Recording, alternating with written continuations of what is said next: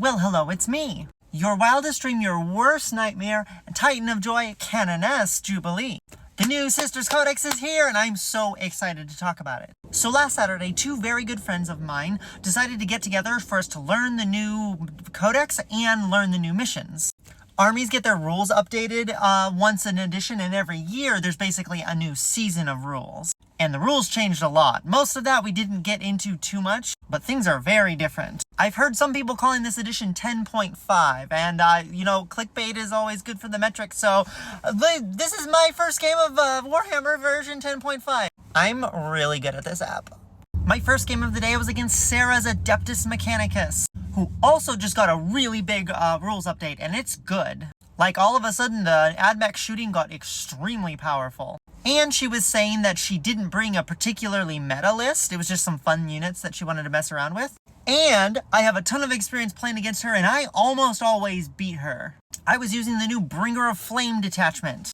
This gives all ranged weapons assault. All your girls have assault. Now, when the rule first came out, this looked like the most powerful detachment, and I don't think it really is. In no small part because something that changed in the new season of the rules in the Pariah Nexus is that assault no longer lets you do actions if you've done it. Before, doing an action was you just had to be eligible to shoot, and now if you have advanced, you can still shoot, but you cannot perform actions. This is a really good rule. It gets your army where you need to go very early on. I was able to really dig in and score a lot of primary in the beginning, but partway through, it kind of stops having a lot of meaning. As good as Advance and Shoot is, you do often want to be charging into melee just to tie things up. And oh my god, the new Canonesses are so good. The Canonesses are now basically like Space Marine captains, and you can get a free strat, which used to be limited to battle tactics, but now it's any free strat. Just go ahead. So suddenly that 50 point or 75 point model for the jump pack is much better because you're getting a lot of free stratagems. This unit of Seraphim with the jump pack Canoness inside of it can use a stratagem for free to give all of their flamers devastating wounds. And her enhancement gives them +1 attacks, which makes it a juicy 9d6 + 9 flamer attacks that all have devastating wounds. It's disgusting. Things evaporated. Big things took, the devastating wounds really start to add up, and with that many dice, you don't roll to hit. You just get that many shots. The favorite point of the full day was a very tense situation where Morvenval comes in and you have to come in from reserves 9 inches away. And you can't move after that, so a 9-inch charge is really hard to make. Morvenval's unit shot into a pair of these Rustwalkers, destroying one, and then they remove the closest one, making it an even harder charge. So I roll my charge and I make a 9. I go, oh my gosh, 9, I made it. Oh, wait, no, we moved the thing back. And then someone who was helping with the new rules and the new scoring goes, wait, the Triumph is back there. That gives them +1 movement. So we remeasured, and that is 10 inches right there, making them 11.1 inches away, meaning that it was a failed charge. And even though my opponent, I believe, said, you can make the charge, it's fine, I was like, no, rules is written. This is also like an edge case, and I'm like remembering this after the fact. And it's much funnier to fail a charge by that much than to, roll a 4 and just be like, oh, I guess I just didn't make it. In the end, I did manage to pull out a victory in this game, 93-62. One of the nice things about Purge the Foe is you get points for destroying a unit, and you get points for destroying more units. And hold more. So sweeping the primary, being able to keep up on secondary is pretty good right there. I think the army rule was definitely helping me out here by getting me into the position that allowed me to be where I needed to be to sweep some of the primary. So it was a pretty good first game. We got something to eat, and then we decided to come back, and I was playing against my friends' Leagues of Votann. Now, we were all learning new rules for everything, and we were trying to play quick, but we were also trying to make sure we did things right, and we had to keep working it up. So I didn't take any pictures of this entire game. Oh, look, here's the Triumph of St. Catherine with 2 wounds left. That sat on this point and just cleansed and did objectives back here. Definitely a good way to spend 190 points. I was doing the Army of Faith detachment, which was one I was very excited about, and now I feel medium about. The army rule for this detachment is you can do 2 acts of faith per unit per phase instead of 1.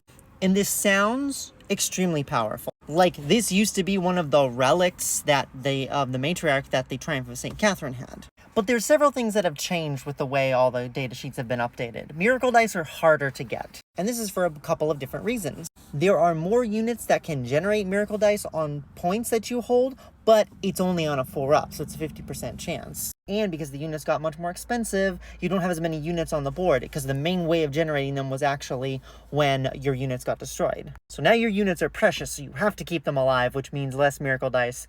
But that is not what is exciting about this detachment. This is the stratagems and the enhancements. About half of the stratagems also, if you use them on a unit of junk pack girls, rather than just affecting that unit, it creates an aura with the same effect. And some of the stratagems are like -1 to hit or +1 to AP. There was one that gives you a 5-up feel no pain against mortals, which when the rules first came out, we were like, that's not really that good. But the rules have flip-flopped again, and devastating wounds are now mortals. Even with my point increases, though, I've still had a lot more units on the board than my opponent, who had several big bricks of Terminators, Land Fortress, a couple of Scouts. We were playing the new mission called Linchpin, which means if you hold your home objective, any other objectives you hold generate more points. So it becomes really valuable for you to knock your opponent off of their home objective. So I dropped some of my Seraphim in the backfield. They weren't quite able to get onto the objective, but then my friend made a mistake. They were the one who pointed this out. But they charged a vehicle into it, and then my girls were able to pile on to the objective, actually taking it away from them. Which you can see here, I ended up not only having all of the center objectives, but taking her off of that one meant that she wasn't scoring as much. I also got very lucky because we kind of did that thing that a lot of armies do where you've kind of both blasted each other for the most part off the door, and I got a really valuable objective mark for death, and I was able to just, point to 2 units that they couldn't even get shots on, let alone get 2. And cleanse, when you don't control any points, is impossible to do. I ended up with what felt like a much harder 77-36 victory than it actually was. Because I had more rules than everyone else to pay attention to, my friend was keeping score and wasn't telling us what it was as we went. Which I think weirdly makes me a better player, because I tend to feel like I'm not maximizing things in general, and in particular with a completely new set of rules. All in all, I really like the new codex. Got a lot of stuff to keep learning. I do feel like the making miracle dice scarcer plus there being less units is probably not a synergy that they thought about, because Army of Faith really struggles to use its army rule very well. I mean, if it did, I think it would be the absolute #1. Although I'm still looking to get some games in with the other detachments the detachment that I can actually do. Because I don't have 9 penitent engines, and Repentia just went up a chill 70 points for 10. Anyway, thank you for watching. If you like these longer form battle reports, there's a playlist of them right down here. I know in the long term the rules are fine and the points are good, but I personally do not think Sisters are going to do their an Eldari level of sweeping in the first couple of months. And in general, I think that's a good thing. Would have liked to just sweep one time and have been just a little bit scary. I guess I'll just have to get good at the game like a freaking loser. Anyway, thank you for watching.